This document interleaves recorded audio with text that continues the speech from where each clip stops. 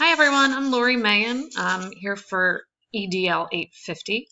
Uh, a little about me. I'm from New Jersey. I've lived here my entire life. I have 4 kids. I really love animals and I have far too many pets, hence why I chose the cat lady theme here. I've been a special education teacher for 17 years. The district I work in is a town called Little Egg Harbor, New Jersey. We have 3 different schools in our district, and we service grades actually pre-K to 6 because we have our own pre-K building. There are about 900 students in my district. I've done a lot of different roles within the school, definitely grades 3, 4, 5, 6. I've done BSI, general education, special education resource, special education, and class support. So I, I've done a lot of different roles there. Right now, I'm currently in a 4th grade resource room and I have 9 students for reading and math. I'm working on my master's in instructional technology. My goal is not necessarily to be school admin, but just to continue to grow and learn. I believe in being the best teacher I can be and always striving to be better every day. So that's why I chose this program. So now we'll look at the content. In looking into the resources, there are 3 definite levels of support. My first thought when we think of support for the public schools is the funding we receive. Well, it turns out that federal funds only make up about 8% of that, and the state pays just under half. The majority of our funds come from local government collected through property taxes. The federal government's role in supporting schools is mainly to just ensure equity throughout the educational process for students. And that kind of makes sense because I know that there are a lot of laws like IDEA and the FERPA law, which really just protect students' rights. But the majority of the school district support and rulemaking falls to the state, and most of the time they delegate it at a local level. So a little more about the federal support. We do receive laws in federal support from case law, such as Brown versus Board of Education, which everybody's familiar with. The federal support can establish programs, funding, and requirements. However, in the reading, it seemed as though that all depended on the presidential administration. Some had a bigger hand in things, and some sort of withdrew and left a lot more to the states. It all depended on the administration and who was in office at the time. But the gathering of information and researching newest practice almost always falls on the federal level. I did not realize that they were mainly in charge of statistics and collecting information in that way. But the federal government role is more of a support role rather than a hands-on role. And even when they choose to enact things such as requirement, usually they do that through taking funding. It was a very interesting dynamic, in my opinion. So who's in charge at the federal level? Well, we all know there's a Department of Education right now, Betsy DeVos, and their main function is to ensure that all students are given equal education and opportunity.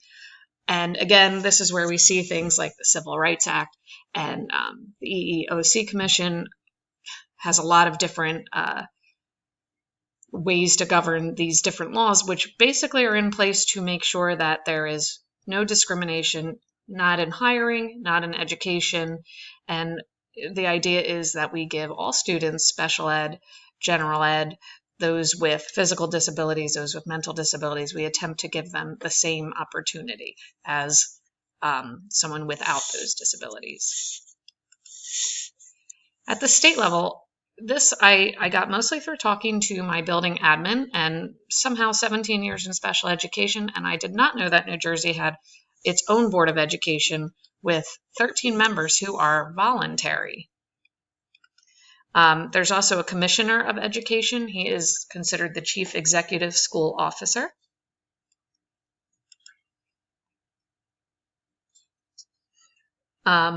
At the local level, of course, we have our elected or appointed Board of Education members. These are all volunteers.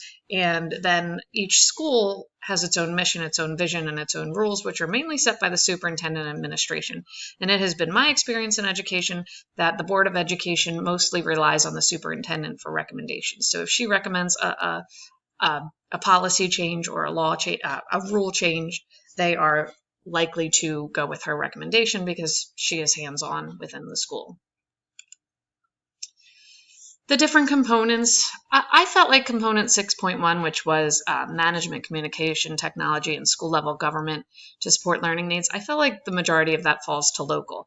Sure, a little bit of that probably goes to the state, but the school gets to choose the way they manage it. Some schools have a principal who is also a superintendent. I know my district shares a superintendent with another district, so that's kind of the school level government, and that's up to the local communities. And also the mission and vision of the school becomes something that the school decides on its own. The resourcing plan, component 6.2, which supports school improvement and student development, I feel like that is mostly local and state. I know a few years ago under No Child Left Behind, our school was a school in need of improvement, and we were tasked by the state of New Jersey to write a plan for improvement, and it had to be very in-depth and submitted and approved. So that definitely falls to state, although NCLB was a federal law, so I suppose some of that was under the federal guidance too. This kind of, the line's blurred here, but I feel like the majority of it falls to local and state. Component 6.3, implementing laws, rights, policies, and regulations to promote student success. Okay, close out. That's going to be all three. The federal government plays a huge role in the rights and policies, which are promoting equal rights to students. However, the state and local also play a part in this. So how does this support the educational success and well-being of each student and adult? Well, in theory, every student, every adult has the same opportunity to succeed, regardless of race, regardless of religion, regardless of disability. Everybody should be given an equal, free, and satisfactory education. And also I found that the 3 different levels of success means that many people are tasked with this role, and it's not just up to one division. I thought that was also an excellent system of checks and balances. If the federal government fails, well, the local government will pick up, or if the local government is not doing what it should, then then we look to the federal laws to see what's happening. But it really does govern and sort of I guess equal out all the different schools and all the different states, and hopefully makes a successful opportunity for everyone involved. Here's my references. I had to put it on 2 pages because there were a lot.